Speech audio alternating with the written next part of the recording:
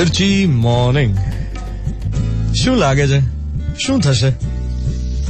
આજકાલ મોટાભાગના કોન્વર્ઝેશન્સની શરૂઆત આ જ વાક્યથી થાય છે. શું લાગે છે આ વખતે કોણ જીતશે? બધાને ઇલેક્શનનો તાવ ચડ્યો છે. જેને જુઓ એને ચૂંટણીની વાતો કરવામાં રસ છે.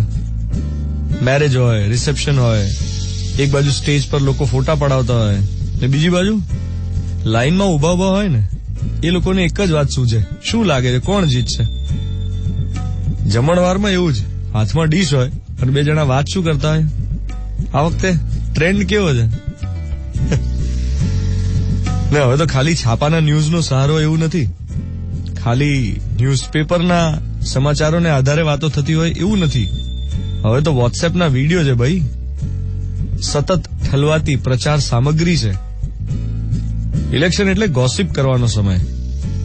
સમાજમાં સૌથી વધુ નિંદા રસ જોવા મળતો હોય ને તો ચૂંટણીના ટાઈમે. તમે જુઓ, નેતાઓ એકબીજાની નિંદા જ કરે, બાપ રે બાપ, કુથલી કર્યા કરે અને લોકો એનો ભાગ બને. પ્રચાર સભાઓમાં થતું શું હોય છે? આક્ષેપ, પ્રતિ આક્ષેપ, નિંદા.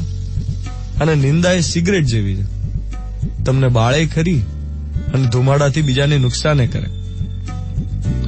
નિંદા કરનાર અને સાંભળનાર બંનેને એનો નશો હોય છે. એક જમાનો હતો, ગામના ચોરે ઝાડની નીચે ઓટલા પર બેસીને ગોસિપ થતી.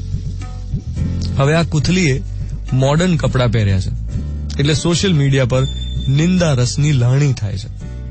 હવે આપણે એનો કેટલો ડોઝ લેવો છે એ આપણી ઉપર છે, જાતે નક્કી કરવાનું. જે મેસેજ આવે એ ફોરવર્ડ કરવાની જગ્યાએ એટલું વિચારવું કે આ ફોરવર્ડ કરવાથી શું થશે? જેને મળશે, જે જોશે, એની લાઈફમાં કાંઈ વેલ્યુ એડિશન થશે કે પછી આ બિનજરૂરી છે? આજનો મોર્નિંગ મંત્ર, જે સાંભળીએ છે, જે વાંચીએ છે, જે જોઈએ છે એ બધી વાતો સાચી હોય નહીં. જો આટલું સમજી જઈએ તો ફોરવર્ડ કરવાનું મન ના થાય, અને જો ફોરવર્ડ કરવાનું મન ના થાય તો નિંદા રસ ઘટે અને આપણે સ્વસ્થ રહીએ અલગ.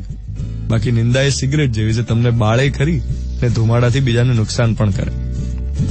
7:12 થઈ રહી છે. મિર્ચી 98.3. મહિનાનો પહેલો દિવસ 1 ડિસેમ્બર 2017, શુક્રવારની સવાર. હું છું ધ્વનિત તમારી સાથે. Good morning my dear.